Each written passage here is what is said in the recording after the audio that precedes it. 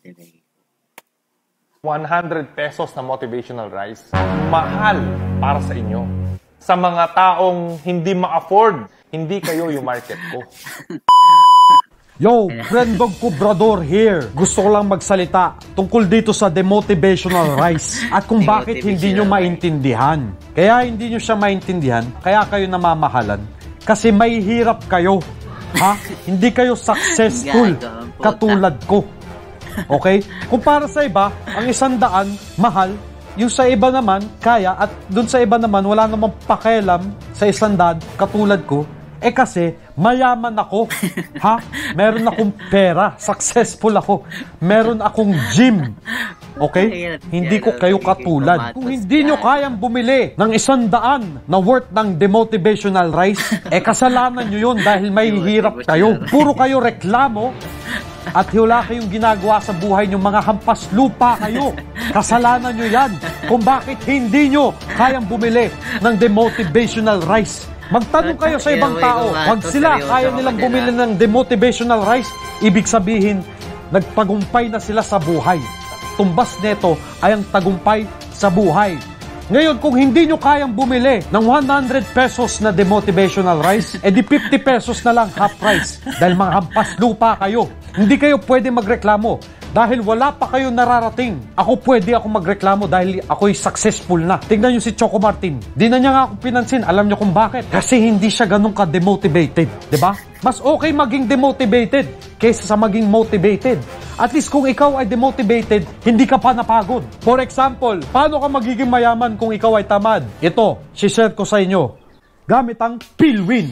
Ang Pilwin, Pilwin ang puti. Sabay sana lang Pilwin ang puta, gago. Karaulo! Alright, another motivational rice. Ito tayo. Ito si ano. Si Boss Karipa. Boss! Ang galing din eh. Ang isa lang siya eh. Ay, salamat.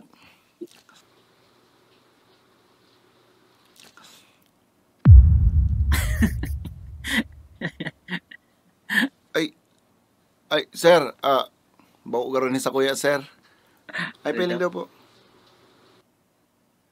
Ay, sa mo po yan, sir. Table number 2.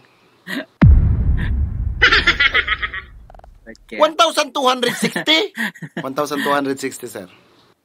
Parang kinakan ko sarong kare-kare, sarong adobo, sarong natong tapos duwang maluto, tapos 1,260? Yes, sir.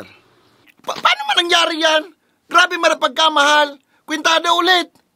Ang kare-kare po, sir, 300, sir. Oh, 300. Tapos ang adobo po, 200.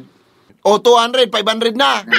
Tapos ang laing po, sir, 60 pesos. Oh, 560. Then ang duwang rice po, sir, 700. 700? Sino ang maluto? Yes, sir. 350 po per cup. Uy, grabe naman. Ano man tapagkamahal kang maluto nindo? Ano yan? May ginto? Ay, sir, si inspirational rice po. Kaya yan, sir. Ang mga rice mo po kaya digdi, sir, is inspired by Rendon Labrador. Suga po kami dyan ng motivational rice na 100 pesos per cup. Gago, puta. Ugwaman po kaming determination rice na 250 pesos per cup. Yan po kayo na-serve sa inyo, sir. Si inspirational rice po yan, sir, na 350 pesos per takad. Inspirational! Ayo! Na-inspire nga niya ako. Na-inspire akong ipakul ni sa imong lamisang ininailing mo. Maloto, 350 pesos ang takad. Anong huna nindig di ibang planeta? Anong huna nindig di sa restaurant nindo? Hadi ang makakan? Prinsesa? Presidente? Ha? 350 pesos para sa... Motivational rice. Parody pa to dito eh.